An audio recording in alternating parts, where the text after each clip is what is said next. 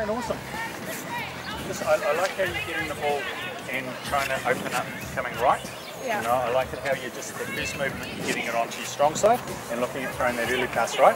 Yeah. So just keep on working hard on that, because it just makes, you know, it gives you so many more options and you throw that really good quality They pass. say if you want to get a job done, you should give it to a busy person. What we're doing really well is we're getting, like, trying to find that first pass. So every time we're getting a ball and we're running an intercepting, we're trying to find somebody to pass the ball to. Hawke's Bay hockey identity and father of 4, Graeme Findlay, somehow finds time to play, coach, manage, umpire and organise no fewer than 5 hockey teams at various levels in the Bay. But when we pass the ball and get them behind them, you know, we score goals. The driving force behind the Bay Independent Hockey Club, Graeme coaches the club's women's team as well as the Hawke's Bay Under-13 Boys Hatch team, the Taradale High School Under-16 Girls, the Taradale Intermediate Boys First 11 and the Hawke's Bay Men's 40 Plus Masters team. He's a volunteer coach for the Hawke's Bay Hockey Academy, working with players ranging in age from under 11 to under 16. And just when you think that's more than enough for one person to do, Graeme took on the role of liaison officer for the Argentina women's team at the 2014 Hawke's Bay Festival of Hockey International Tournament. Graeme, congratulations on being recognised as Hawke's Bay Sport Maker of the Year 2013-2014. What does receiving this title mean to you? It's a great reward for lots and lots of effort put in over a long period of time. It's a recognition, I suppose, of what has to go on with volunteers in sport. And I'm just really humble. I was very excited, unexpected, but you know, it's neat, very exciting. Now, you give a lot to sport in a variety of roles. How many hours a week do you think you spend on hockey-related activities? Probably somewhere around 20, maybe 25. Some weeks it seems even more than that. So. And sometimes it means coming out on nights like tonight where your game actually gets rained off, right? Yeah, exactly. A couple of nights, or last night was supposed to be a training night, rained down here again, but hey, we're still down here, still giving it a go, and only get put off when it gets that bad.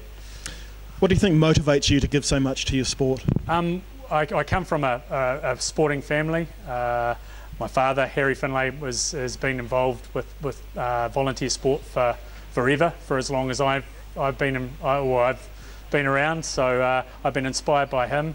My mother, she was fully involved with sport as well. Mum started coaching me playing hockey when I was about 8.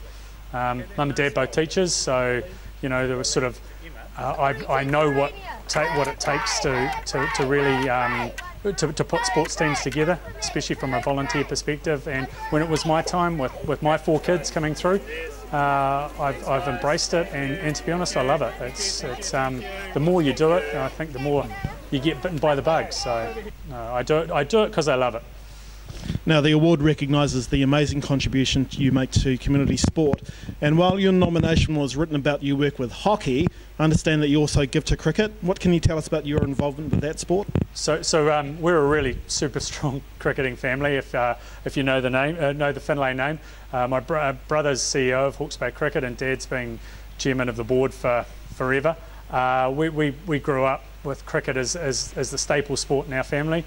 And with my son and now my daughter's playing, it was an opportunity again to you know, from what I've seen from what my father's done, you know, it was a way for me to be able to offer back and reward some of the years of good coaching and good support I've had. So Graeme, what advice would you give to others looking to volunteer within their own sports? Just get in, just get stuck in. There is always a place for everybody, you know, whether it's somebody walking around picking up the balls initially, and then you hear a particular guy, coach's style, and you sort of go, hey, you know, maybe that's something I could do. You know, it's something you can only get involved with, you know, you can only get better the more you do.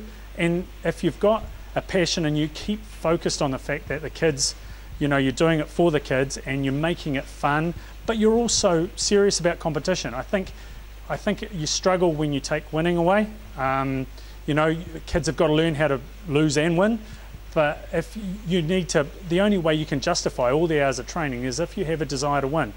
The kids, and if you can pass that into the kids, I think that helps them in every form of life. So, you know, I think I would always encourage anybody, just get out there, walk out onto the turf, you know, ask the coach, hey, do you mind if I pick up the balls and roll them back in? Do you mind if I do this? Can I just hang around and listen? And the more you do it, the more you'll find that it's probably something you can actually pull off and you can actually really contribute yourself with.